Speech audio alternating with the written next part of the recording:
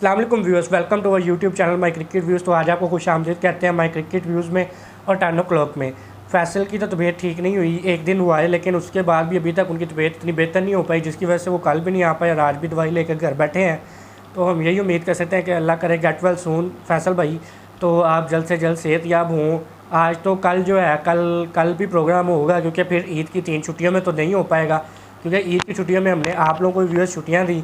और देखते हैं कि ईद की छुट्टियों में तो अब मैं कोशिश करूँगा कि कल फैसल जो हो ज़रूर मौजूद हो, अल्लाह उसको सेहत दे और जल्द से जल्द वो ठीक हो, और ताकि आ सके और इससे बड़ी बड़ी बातें कर सके। क्रिकेट जो है वो बहाली की तरफ जाती नज़र आ रही है। क्रिकेट में बहुत ज़्यादा खबरें आ रही हैं व्यूअर्स कि क्रिकेट जो है दोबारा से शुरू होने जा रही है। इंडियन व्यूअर्स के लिए बड़ी अच्छी खबर है, जो हमारे इंडिया से सब्सक्राइबर्स हैं, जो व्यूअर्स हैं, उनके लिए बहुत अच्छी खबर है। इंडिया क्रिकेट फैंस के लिए बहुत अच्छी खबर है कि अब सबसे पहले उन्हीं की बात कर ली जाए तो India versus south Africa series भी प्लान होने जा रही है।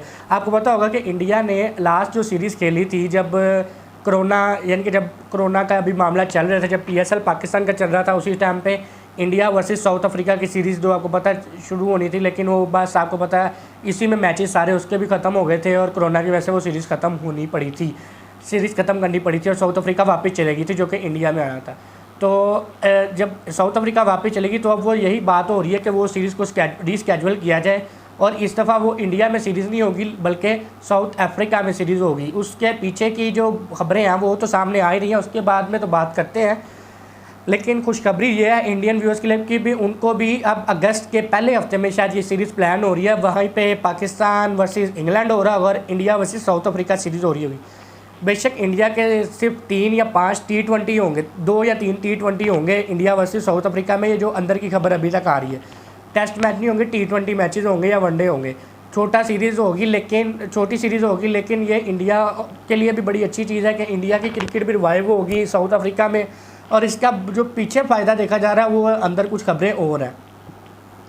अच्छा जी, वो क्या खबरें हैं सर? ये है कि आपको पता ICC के जो चेयरमैन है वो जो इस टाइम पे 2 से 3 माह रह गए हैं, उसके अंदर उनको जाने का टाइम आ गया, उनकी पोजीशन पे नए बंदे के आने का टाइम आ गया।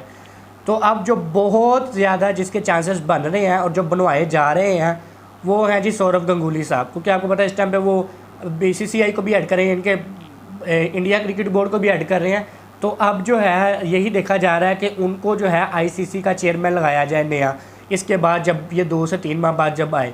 तो इसके अंदर साउथ अफ्रीका के जो आपको पता होगा 2 से 3 दिन पहले जो स्मिथ हैं, जो कि पहले आपको पता कैप्टन भी रह चुके हैं, साउथ अफ्रीका के साबिक प्लेयर हैं, कैप्टन है, तो अब उनको भी चेयरमैन का ओहदा मिल गया, साउथ अफ्रीकन क्रिकेट बोर्ड में एक बड़ा ओहदा मिल गया। तो अब उनका भी यही कहना था जी, मेरे हिसाब से वो कह रहे हैं कि मेरे हिसाब से इंडिया से सौरव गंगुली से बेहतर चेयरमैन नहीं है। तो सर या तो आप अपना करें ना, आपको कैसे लगता है? चलें ठीक है, लेकिन ये तो अभी बातें बाद में करेंगे। मैं थोड़ा फैसल से भी करूँगा कि आप लोगों ने व्यूअर्स बताना है कि आप लोगों को क्या लगता है, क्या स्मिथ को ऐसी बात करनी चाहिए थी? मेरे हिसाब से तो नहीं।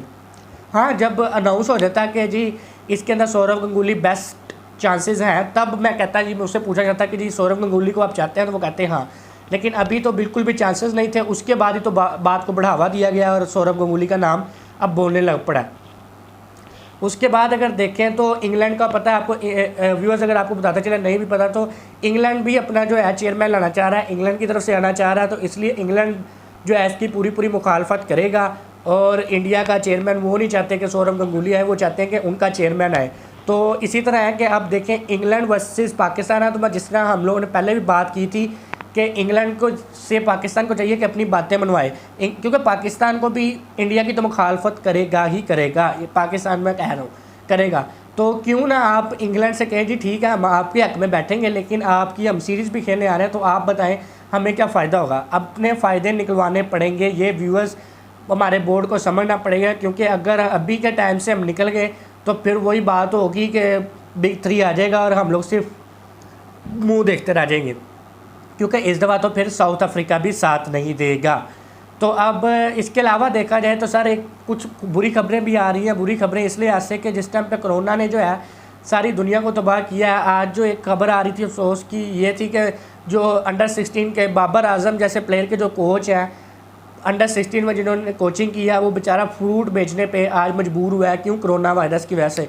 कि आपको पता है सारे इसकी वजह से पूरा जो है, कल मैं देख रहा था एक जो फिल्म के एक्टर थे, इंडियन फिल्म एक्टर थे, वो भी फ्रूट और सब्ज़ी की रेडी लगाई थी उन्होंने। तो यार ये देखो कि आप लोगों को कोरोना में कैसे बचना है, क्योंकि कोरोना से अगर मैंने पिछले दिनों भी सुना था कि राशिद लतीफ़ के प्रोग्राम में भी और एक दो और प्रोग्राम में भी बात की जा रही थी कि जो दिहाड़ीदार अंपायर्स हैं उनको मैचेस नहीं मिले, वो बेचारे गरीब हो गए, इस टाइम पे मांगने पे तुले हुए हैं, इतनी गुर्बत छाई है। ये प्लेयर्स को देखना चाहिए, बाबर आजम को मैं चाहता हूँ देखना चाहिए कि आपके कोच, यार कोच की ही इज़्ज़त करने से सब कुछ मिलता है, यहाँ तक कि सब कुछ आपको शायद उसी की दुआ लगी हो शायद। तो बाबर आजम को खुद से कुछ करना चाहिए। मैं ये नहीं कह रहा कि उन्होंने किया होगा या नहीं किया होगा, ब्रिलियंट कर रहे होंगे, कोशिश कर रहे होंगे, अगर आप बात पता लगी है तो उनको ज़रूर करना चाहिए।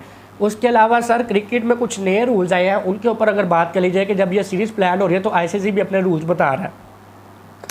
सबसे पहले तो जो रूल मैंने आपको बताया कि लोकल अंपायर्स के सोचा जा रहा है कि लोकल अंपायर्स होंगे, रूल नंबर 1 तो ये होगा। दूसरा होगा यूज़ ऑफ स्लैवा नहीं करना, यानी कि थूक लगाना नहीं है, बॉल को अलाउ नहीं होगा। तीसरा ये होगा कि आपको विकेट लेने के बाद एक दूसरे से गले नहीं मिल सकते, एक दूसरे के पास भाग के नहीं जा सकते। उसके बाद अगला जो रूल होगा, आप पहले क्या करते थे कि हम लोग कैप और सन ग्लासेस यूज़ करते थे, आप वो भी अब एम्पायर को आके नहीं पकड़ा सकते, सो आप यूज़ नहीं कर सकते।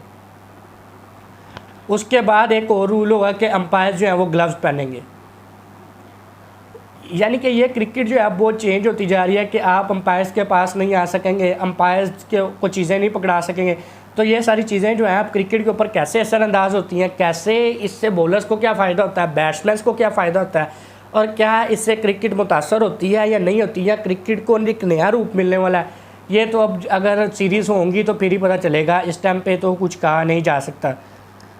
अगर उसके बाद देखा जाए तो अब ये देखना होगा कि क्या अब बीसीसीआई के चेयरमैन जो हैं क्या वो आईसीसी के चेयरमैन बनने जा रहे हैं या नहीं। ये व्यूअर्स आप लोगों ने मुझे बताना है, यूट्यूब के हमारे चैनल के अंदर जाके आपने कमेंट सेक्शन में बताना है कि क्या बीसीसीआई के चेयरमैन जो सौरव गंगुली हैं क्या वही आईसीसी के चेयरमैन बनने जा रहे हैं या नहीं, या आपके पास कोई और ख़बर है तो वो ज़रूर बताइएगा। ये आप लोगों को, क्योंकि कमेंट नहीं करते हैं तो हमें पता नहीं चलता, जब कमेंट करते हैं तो हम ज़्यादा मोटिवेशन होता है, हमें पता होता है कि जी न्यूज़ आ रही हैं।